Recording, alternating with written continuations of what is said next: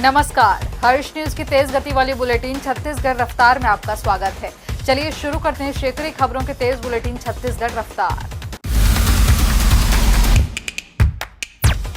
छत्तीसगढ़ न्याय यात्रा के समापन के बाद अब प्रदेश कांग्रेस का पूरा फोकस संगठन बदलाव पर रहेगा। पदाधिकारियों और कार्यकर्ताओं पर नजरें एकटक टिकी हुई हैं। संगठन में लंबे समय से काम करने वाले कार्यकर्ताओं को संगठन में पद मिलने की उम्मीद है। कांग्रेस के तीनों प्रभारी सचिव एस संपत कुमार, विजय जांगिड़ और जरिता लेफ्लतांग का प्रदेश दौरा पूरा हो चुका है। इन्होंने अपनी जमीनी रिपोर्ट तैयार कर ली है। इस महीने के दूसरे हफ्ते में संगठन में बदलाव को लेकर पदाधिकारियों की बैठक होने की चर्चा है। जिलाध्यक्षों के साथ ही प्रदेश पदाधिकारियों के लिए भी नेताओं के संबंध में फीडबैक लिया जाएगा। कांग्रेस की 6 दिवसीय छत्तीसगढ़ न्याय यात्रा में नेताओं की भागीदारी भी पीसीसी चीफ को नई टीम में शामिल करने या नहीं करने को लेकर बड़ी वजह होगी। प्रदेश कांग्रेस की कार्यकारिणी और जिलाध्यक्षों की सूची अगस्त में जारी होनी थी, लेकिन 3 माह बीत गए। मॉनसून अब विदाई की ओर अग्रसर है। इसकी वजह से शुक्रवार को राजधानी में बादल आंशिक रूप से छाए रहेंगे और बारिश के आसार नहीं है। लेकिन मौसम वैज्ञानिकों के अनुसार 2 दिन बाद यानी 6 अक्टूबर को दोबारा से मानसून की गतिविधियों में बढ़ोतरी होने के आसार हैं। वहीं शुक्रवार को प्रदेश में 1-2 स्थानों पर हल्की से मध्यम बारिश होने के आसार हैं। साथ ही वर्षा का क्षेत्र चरम दक्षिण होने की संभावना बन रही है। इसकी वजह से गुरुवार को दिन भर मौसम राजधानी में प्रदेश भर में सामान्य रहा और उमस की वजह से लोगों को परेशानियों का सामना करना पड़ा।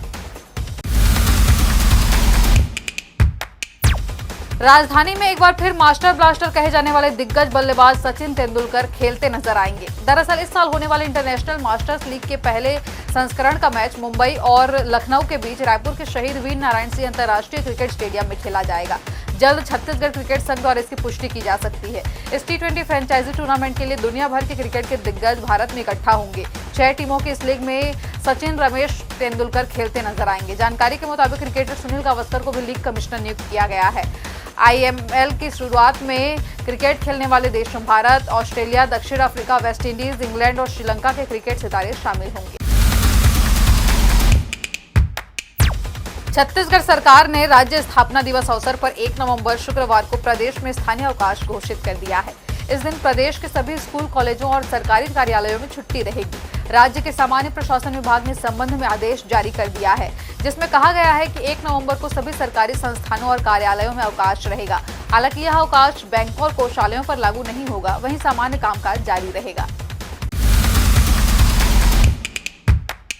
पशु चिकित्सा विभाग से मिले आंकड़ों के अनुसार वर्तमान में जिले में 1,34,000 भेड़ बकरियों को मौसमी बीमारी, सर्दी, खांसी और जुकाम से बचाने के लिए टीकाकरण अभियान की शुरुआत की जा रही है।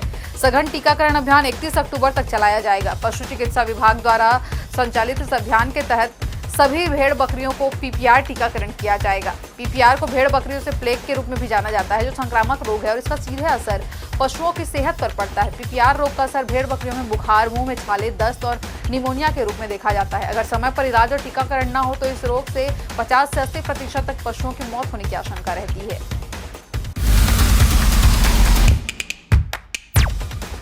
रायपुर से नवा रायपुर के बीच 1 नवंबर से लोकल ट्रेन दौड़ेगी। राज्य स्थापना दिवस के अवसर पर 2 मेमू ट्रेन का परिचालन शुरू किया जा रहा है। ये ट्रेन नवा रायपुर से अभनपुर तक चलेगी। 8 कोच वाली ट्रेन रायपुर स्टेशन से सुबह 9 बजे छूटेगी। 9:37 यानी नवा रायपुर के लिए CBD स्टेशन पहुंचेगी। वहां अभनपुर ट्रेन के लिए रवाना होगी।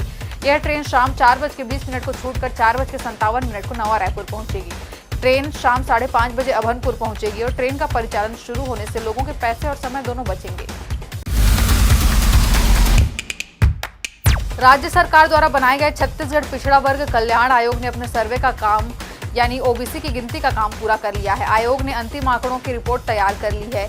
उसे इसी महीने प्रदेश को सौंप दिया जाएगा। छत्तीसगढ़ पहले आयोग ने इसके लिए OBC वर्ग के लोगों को पहले मौका दिया और उसके बाद उसने ऐसे लोगों को जिन्होंने अपने परिवार की जानकारी नहीं दी है, उन्हें 8 अक्टूबर तक अपनी जानकारी जमा करने को कहा है। अब नवंबर-दिसंबर में प्रस्तावित नगरीय निकाय और जनवरी में संभावित त्रिस्तरीय पंचायत चुनाव के आरक्षण का रास्ता साफ हो जाएगा।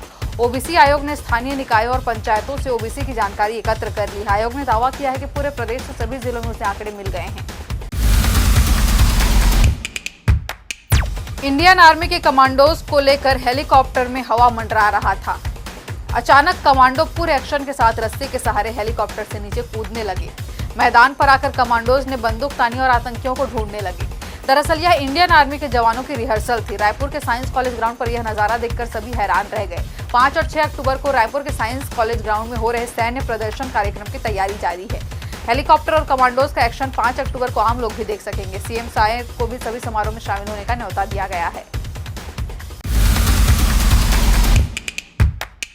छत्तीसगढ़ रफ्तार की आज की बुलेटिन में फिलहाल इतना ही। अपने आसपास की खबरों से जुड़े रहने के लिए बने रहें हर्ष न्यूज के साथ। नमस्कार।